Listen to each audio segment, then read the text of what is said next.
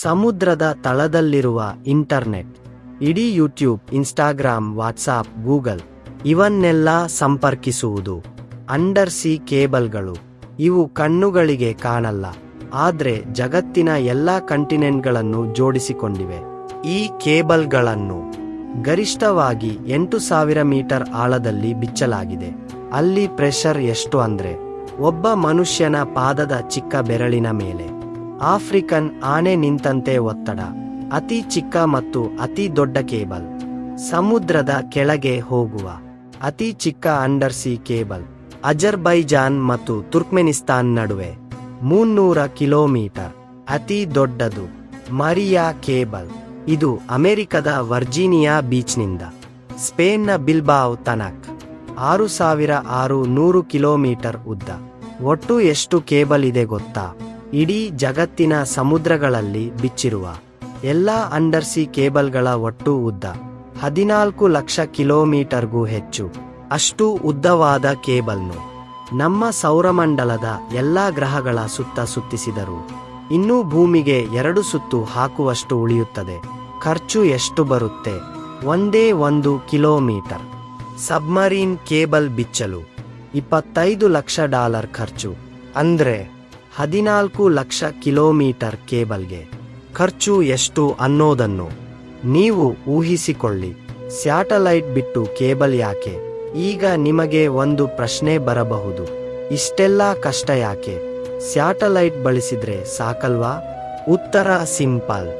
ಜಗತ್ತಿನಲ್ಲಿ ಈಗ 493 under C ಕೇಬಲ್ಗಳಿವೆ. ಒಂದೇ ಒಂದು ಕೇಬಲ್ ಪ್ರತಿ ಸೆಕೆಂಡಿಗೆ 4,000 ಟೆರಾಬಿಟ್ ಡೇಟಾ ಸಾಗಿಸಬಹುದು. ಅಂದ್ರೆ ಒಂದೇ ಕೇಬಲ್ನಲ್ಲಿ 8 ಕೋಟಿ ಜನ ಒಟ್ಟಿಗೆ 4K ಮೂವಿ ನೋಡಬಹುದು. ಆದ್ರೆ ಸ್ಯಾಟಲೈಟ್ನಲ್ಲಿ ಒಂದೇ ಸಮಯದಲ್ಲಿ ಕೇವಲ 24,000 ಜನ ಮಾತ್ರ. ಈ ಕೇಬಲ್ ಒಳಗೆ ಏನಿದೆ? ಹೊರಗೆ ನೋಡ್ತಿದ್ರೆ ಇದು ಪೈಪ್ ತರ ಕಾಣುತ್ತೆ, ಆದ್ರೆ ಒಳಗೆ ಮಾನವನ ಕೂದಲಿಗಿಂತ ತೆಳ್ಳನೆಯ ಫೈಬರ್ ಆಪ್ಟಿಕ್ ಕೋರ್. ಈ ಕೋರ್ ಒಳಗೆ ಡೇಟಾ ಲೈಟ್ ಸಿಗ್ನಲ್ಗಳಾಗಿ ಸಾಗುತ್ತದೆ. ಒಂದು ಲೈಟ್ ಪಲ್ಸ್, ಶೂನ್ಯ ಲೈಟ್ ಇಲ್ಲ. ಇದನ್ನೇ ಡಿಜಿಟಲ್ ಡೇಟಾ ಅಂತ ಕರೀತಾರೆ. ಲೈಟ್ ಹೇಗೆ ಸಾಗುತ್ತೆ? ಕೋರ್ ಸುತ್ತ ಕ್ಲಾಡಿಂಗ್ ಲೇಯರ್ ಇರುತ್ತದೆ. ಲೈಟ್ ಹೊರಗೆ ಹೋಗಲು ಪ್ರಯತ್ನ ಮಾಡಿದ್ರೆ ಕ್ಲಾಡಿಂಗ್ ಅದನ್ನು ಮತ್ತೆ ಒಳಗೆ ತಿರುಗಿಸಿ ಬಿಡುತ್ತೆ. ಇದನ್ನೇ ಟೋಟಲ್ ಇಂಟರ್ನಲ್ ರಿಫ್ಲೆಕ್ಷನ್ ಅಂತ ಹೇಳ್ತಾರೆ. ಮಧ್ಯೆ ಪವರ್ ಹೇಗೆ ಸಿಗುತ್ತೆ? ಪ್ರತಿ 100 ಕಿಲೋಮೀಟರ್ಗೆ ಒಂದು ಆಂಪ್ಲಿಫೈಯರ್ ಇರುತ್ತೆ. ಸಮುದ್ರದ ಮಧ್ಯೆ ಕರೆಂಟ್ ಸೋರ್ಸ್ ಇಲ್ಲದ ಕಾರಣ ಕೇಬಲ್ನಲ್ಲೇ 100 ವೋಲ್ಟ್ DC ಕರೆಂಟ್ ಕಳುಹಿಸಲಾಗುತ್ತದೆ. ಕೇಬಲ್ ಹೇಗೆ ಹಾಳಾಗುತ್ತೆ? ಭೂಕಂಪ, ಜ್ವಾಲಾಮುಖಿ, ಶಾರ್ಕಾತ್. ಆದ್ರೆ ಅತಿ ದೊಡ್ಡ ಕಾರಣ ಫಿಶಿಂಗ್ ಟ್ರಾಲ್ ನೆಟ್ಗಳು. ಮೀನು ಹಿಡಿಯುವಾಗ ನೆಟ್ ಸಮುದ್ರದ ತಳದಲ್ಲಿ ಎಳೆದರೆ ಅದು ಕೇಬಲ್ಗೆ ತಗುಲಿ ತೀವ್ರ ಹಾನಿ ಮಾಡುತ್ತದೆ. ಹಾಳಾದ ಜಾಗ ಹೇಗೆ ಪತ್ತೆ ಮಾಡ್ತಾರೆ? ಕೇಬಲ್ನ ಎರಡೂ ತುದಿಯಲ್ಲಿ ಡೇಟಾ ಸೆಂಟರ್ಗಳು 24/7 ಮಾನಿಟರ್ ಮಾಡ್ತಿರುತ್ತವೆ. ಕನೆಕ್ಷನ್ ಕಟ್ ಆದ ತಕ್ಷಣ OTDR ಆಪ್ಟಿಕಲ್ ಟೈಮ್ ಡೊಮೇನ್ ರಿಫ್ಲೆಕ್ಟೋಮೀಟರ್ ಬಳಸ್ತಾರೆ.